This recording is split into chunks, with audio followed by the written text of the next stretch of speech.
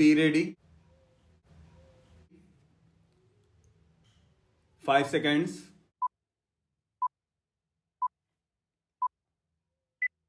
Start.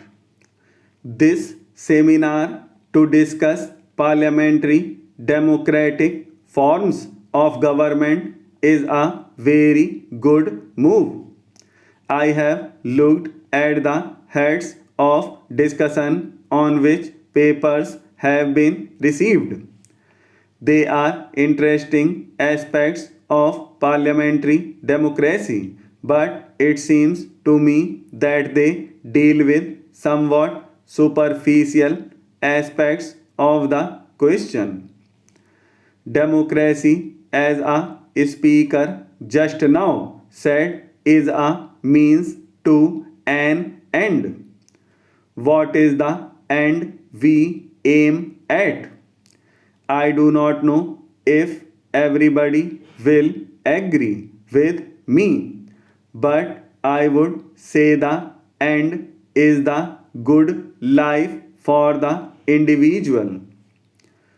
What form it should take can be argued about, but the good life certainly must imply a certain satisfaction of the essential economic needs, which will release him from continuous operation and which will give him a chance to develop his creative faculties.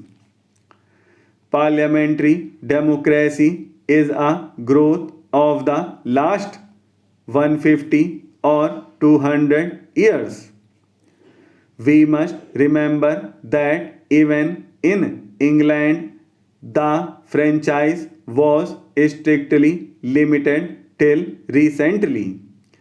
20 or 30 years ago, a small percentage of the population had the vote.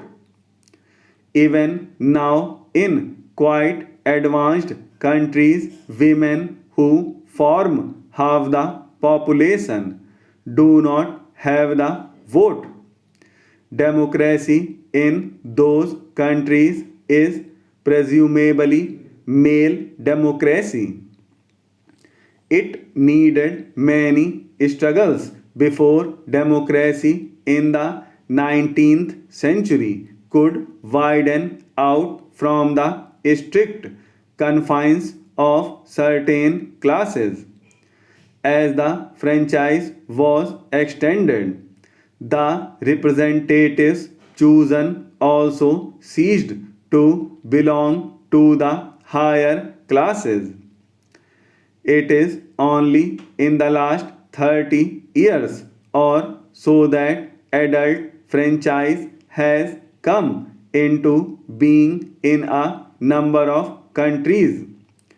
This period is not long enough really to tell us what the ultimate effects of the universal franchise are likely to be in solving problems.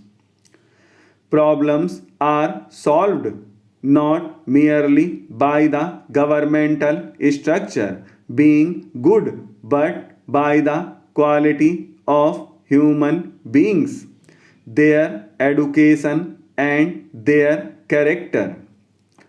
The machine can at best make it easier for those qualities to develop and remove any elements which suppress growth.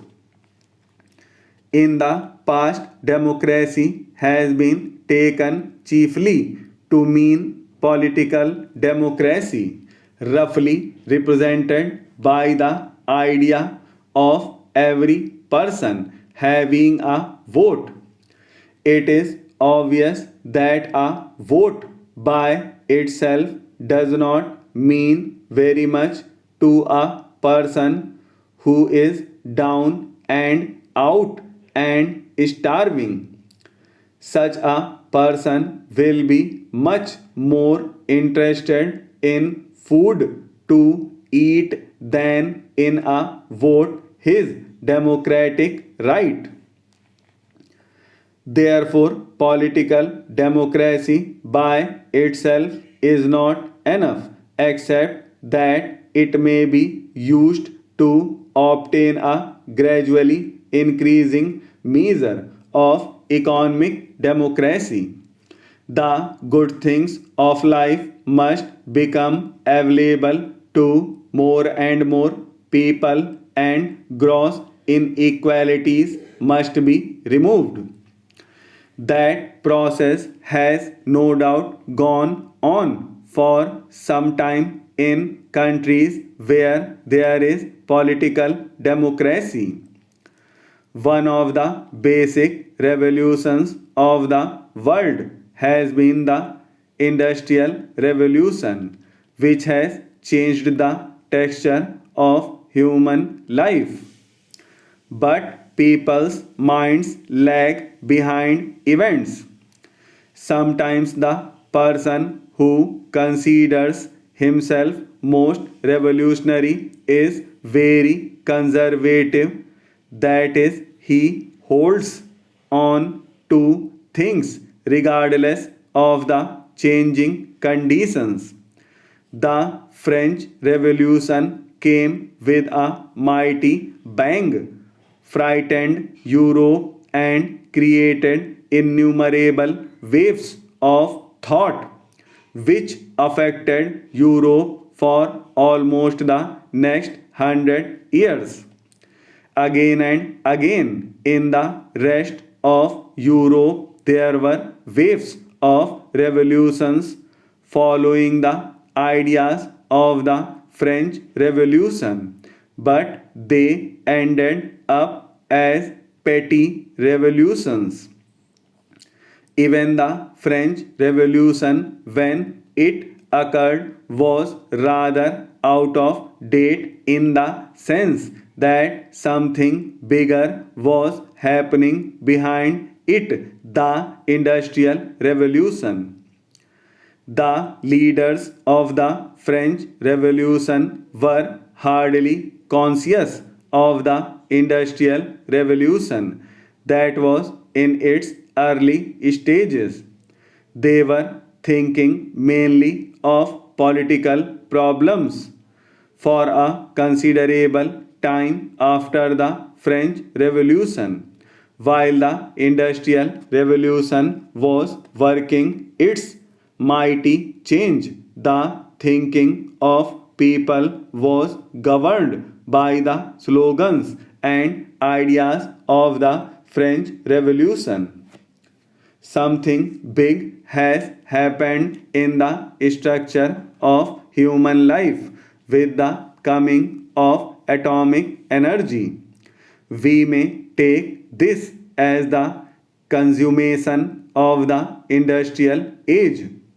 It forces us to decide how we are going to use this mighty power, rightly or wrongly, in conflict or in cooperation. All this should really force us to think on entirely new lines.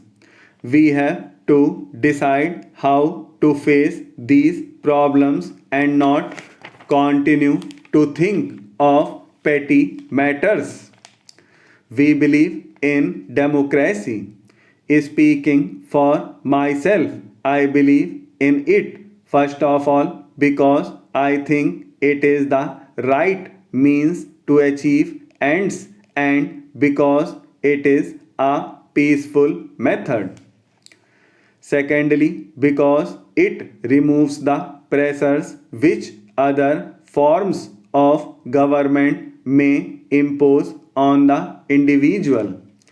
It transforms the discipline which is imposed by authority largely to self discipline. Self discipline means that even people who do not agree accept solutions because it is better to accept them than to have conflict. it is better to accept them and then change them if necessary by peaceful methods. Therefore, democracy means to me an attempt at the solution of all the economic and socio problems by peaceful methods.